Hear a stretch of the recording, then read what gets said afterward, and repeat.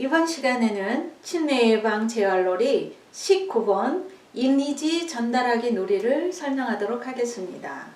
교재 187페이지에 있습니다. 이 놀이는 중디놀이 중요하며 만들기에 많은 시간을 할애해야 하고 임상실험도 해야 합니다.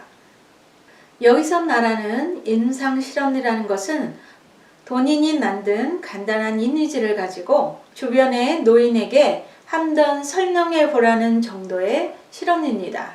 설명을 잘 하시면 가능성이 있는 것이고요. 그렇지 못하면 고려해 봐야 하지 않을까 생각합니다. 진행자는 본인의 생각만으로 충분히 가능하다고 생각하고 진행하다가 낭패를 볼 수 있기 때문에 꼭 임상을 해봐야 합니다. 그림 문제의 이미지는 간단하지만 재미있는 이미지를 만드는 작업이 필요한데요. 직접 만들 수도 있고 또는 몇 번 말씀을 드렸던 외국 무료 이미지 제공 사이트에서 골라서 활용하시는 방법도 있습니다. 저자는 직접 만들어서 활용하신다고 합니다. 그림에서 보시는 바와 같이 이미지 카드를 준비하는 것인데요. 문제 이미지입니다. 왼쪽에 있는 이미지를 설명하자면 정 가운데 사람의 형상이 있고 그 사람의 가슴에는 X자가 그려져 있고 그 사람의 좌측과 우측의 뒤편에도 같은 모습의 사람 형상이 있습니다. 이렇게 설명이 되겠지요? 이어서 다음 그림을 설명하자면 원을 그리고 눈썹 없는 눈을 길쭉하게 그리고 왼쪽 눈 밑에 눈물을 그리고 입은 타원형인데 울고 있는 사람의 모습입니다. 이렇게 설명하면 되겠죠? 이와 같은 설명이 가능한 재미있거나 특이하거나 우스꽝스러운 이미지를 준비하시거나 만드시면 되는 것입니다. 이어서 진행 요령을 설명하겠습니다. 팀 내 인원은 5명에서 7명 정도가 적당한데요. 한두 명 차이는 상관이 없습니다만 4명 이하거나 8명 이상은 곤란합니다. 그리고 함께하는 팀 내 수는 2팀 이상으로 경쟁하는 팀만 있으면 됩니다. 우선 팀별 한 줄로 앉도록 하고 진행을 하는데요. 대개의 경우 팀장을 제일 앞에 앉게 합니다.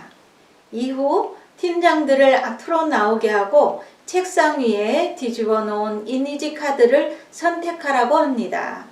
선택하라고 하면 누가 먼저 고를지 고민할 수도 있으므로 가위바위보를 실시하게 하여 선택권의 우선순위로 정해줍니다. 독걸복으로 하는 게 탈이 없겠지요? 이때 진행자는 문제의 난이도가 비슷할 수 있도록 심사숙고하는 것이 중요합니다. 카드를 선택했다면 그림을 보는 시간을 1분 정도 드립니다. 진행자는 팀장들이 그림을 보고 있을 때 내가 이 그림을 어떻게 설명할 것인가에 대하여 생각하라는 멘트를 해드립니다. 그런 다음 팀마다 제일 뒤에 있는 노인에게 내너지와 필기 도구를 드립니다. 내너지는 A4 용지 반 정도의 규격으로 드리면 되고요. 필기구 도구는 사인펜이 적절합니다. 그러면서 이와 같은 설명을 합니다. 바로 앞 사람에게 전달받은 내용대로 그림을 그려서 제출하면 됩니다. 라고 말입니다. 그리고 팀장과 제일 뒷줄에 계신 분들이 원위치에 가 있다면 시작하면 되는 것입니다. 이때 전달하는 사람은 2번, 3번에 걸쳐 전달할 수 있고 듣고 있는 사람은 질문을 절대 할 수 없습니다. 그러니까 팀장이 뒷사람에게 전달하고 들은 사람은 그 내용을 본인의 뒷사람에게 전달하고 계속 이와 같이 하다 보면 내너지와 필기도구를 가진 어르신에게까지 전달이 됩니다. 그럼 제일 뒤에 계신 어르신은 들은 대로 그려서 나오게 하는 놀이입니다.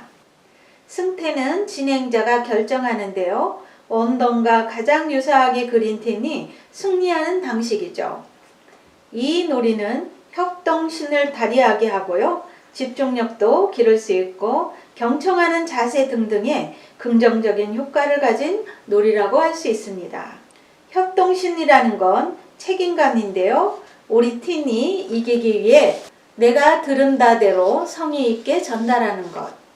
당연히 온전하게 전달하려면 잘 들어야 하는 것 등이 중요합니다. 이게 결국 협동심이겠지요.